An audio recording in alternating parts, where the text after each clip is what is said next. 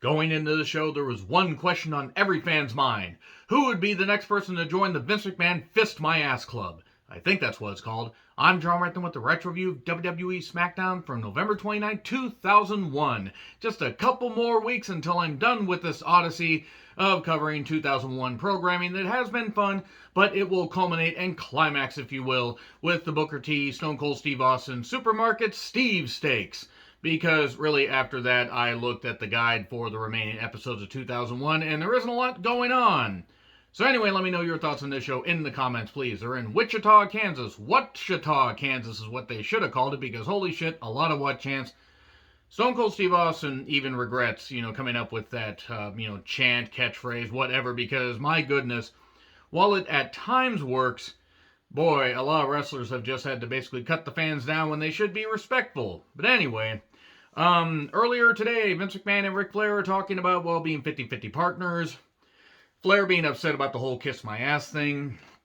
You want everybody to kiss your ass. Of course, Vince McMahon to get the line in, beat my unblemished butt. That was pretty funny.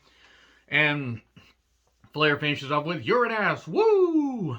And then here's Austin to a pop, and got a lot of what chants, talks about all the food that he got in Kansas, which I assume Kansas has good eating. I don't know. I've never been to Kansas because it's fucking Kansas. Why would I go there? No offense to everybody living in Kansas watching my channel, all three of you, but I have just heard that there's not all that much going on there. Though I have a feeling I'm not in Kansas anymore because I'm in Washington State. That's how geography works. So he said he wouldn't kiss Vince's ass and and people were hoping that he wouldn't. And then vengeance should just be him versus The Rock.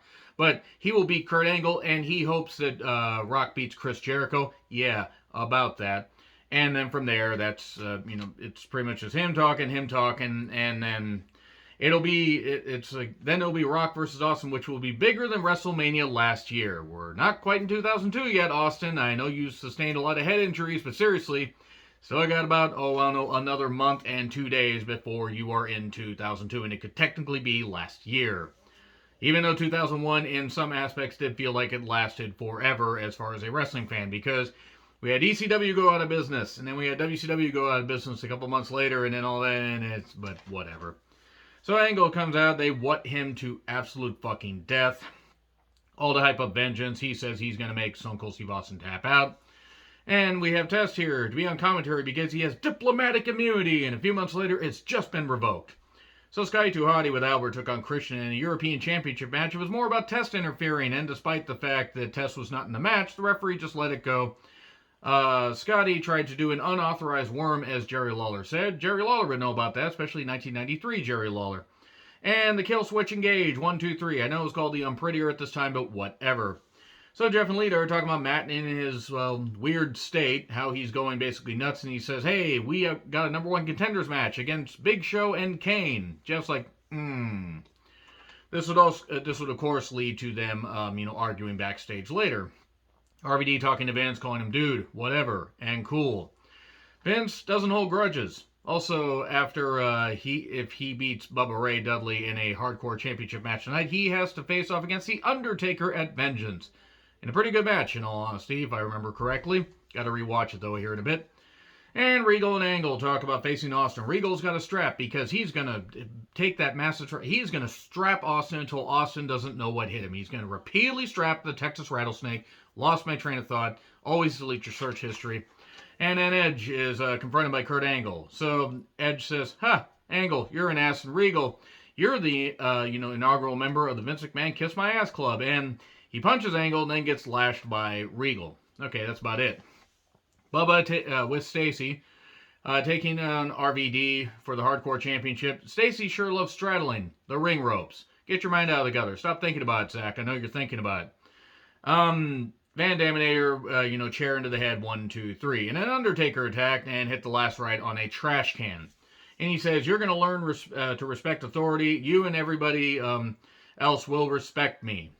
This heel turn didn't exactly go the way they planned because he was back to being a face by SummerSlam. It didn't even last a full fucking year. So, Flair was interviewed by Coach and talked about The Undertaker getting respect and everything, and how he is respected, but he wants somebody to step up and face The Undertaker tonight. Edge took on Kurt Angle in a non-title not U.S. The U.S. Championship went away for a bit. The Intercontinental Championship. And it was fine. There was a jump start, and there was good action, as you would expect with these guys. Though they would have a better series of matches in 2002 during the Ruthless Aggression era. And I totally forgot that the new season of that started, so I'll probably have to check that out, even though I've been kind of on the whole series. So Regal did show up later, knocked out Edge with brass knucks when he was outside and the referee was distracted, and Angle gets the victory. Good stuff there. Builds to something in the main event. Trish was going to take on Jacqueline. Thanks, Derb. I will never unhear that now. Vince says, hey, you're going to join the Vince McMahon Kiss My Ass Club because Mania 17 when you slapped me. He also said stuff like, talking about the good times and the way he was acting around Trish, and I wrote down, I need to shower immediately, if not sooner. This was gross. I mean, Vince McMahon plays a lecherous creep really well. Apparently, life imitates art, and art imitates life. Go on, be a good girl, get on your knees, it won't hurt. These were lines that Vince McMahon, the chairman of the company, was actually saying to one of his talents on television. Now Rock shows up. Vince McMahon has his pants down this whole time, by the way. He says, you keep your pants down. He wanted to humiliate him, This is pretty good stuff. And he says, he talked about shoving an object up his ass or whatever. What kind of object should it be? Well, I saw a lot of corn. Maybe I should shove an ear of corn up his ass. I'm not going to shove an ear of corn up your ass, Vince, you sick freak.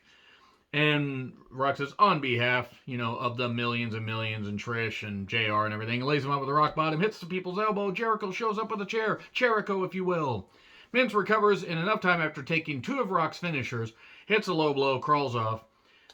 Jericho hits him with a chair, hits him with the Jera elbow. It was well before the Judas effect ever came around. And then talks about how, Rock, I know you're seeing stars, but I'm the brightest star, the biggest star that you'll see, and I'm larger than life, and all the hype of vengeance.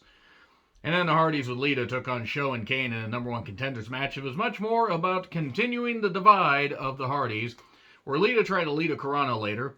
Kane had her up. Jeff accidentally bumps into Kane, which knocks Lita down, and that's pretty much it right there. Matt's upset. Big boot, 1, 2, 3. Show and Kane go on to face the Dudleys at Vengeance. And then the Hardys are arguing backstage. Matt and Jeff say, yeah, let's settle this like men. Let's settle this like men. Yes. Bully. No, we're going to settle this like men, and we're going to face off at Vengeance. Also, Lita's going to be a special guest referee. And then The Undertaker's going to take them out shortly after Vengeance. Write them off TV until the Royal Rumble 2002, Electric Boogaloo. Flair is talking to Taz. Taz says, I'm your man. Woo, woo, woo, woo. Okay, you win. Good to meet you, champ. That's actually how the conversation went.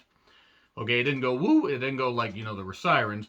But then Taz takes on Taker in a match that was about 4.5 minutes, and Taz glommed him at first.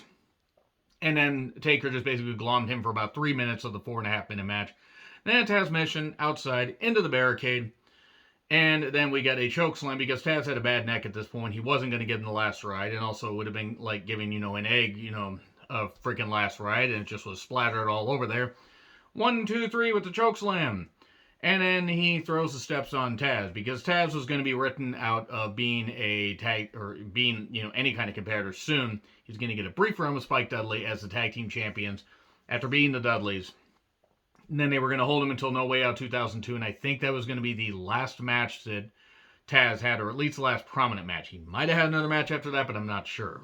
So, Regal took on Austin in a strap match that I think there were like maybe 9.5 minutes left by the time Austin was making his entrance, and that was it. Basically, they even had a brawl before, like Austin even strapped himself to Regal. Have fun on seeing that, and they just brawled all over into the crowd. Regal took over for a bit. You have to touch all 4 corners in succession to get the victory. And eventually, Regal, tries to stop him from hitting the 3rd corner. It's like he can't. And then stunner, 4th corner, and the victory.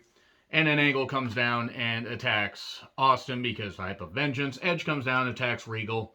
And he ends up spearing Regal. Angle gets tossed over the top. Big celebration, and that's it. Also, at one point, Austin drank on the job and hit Regal with a beer can. Because fun!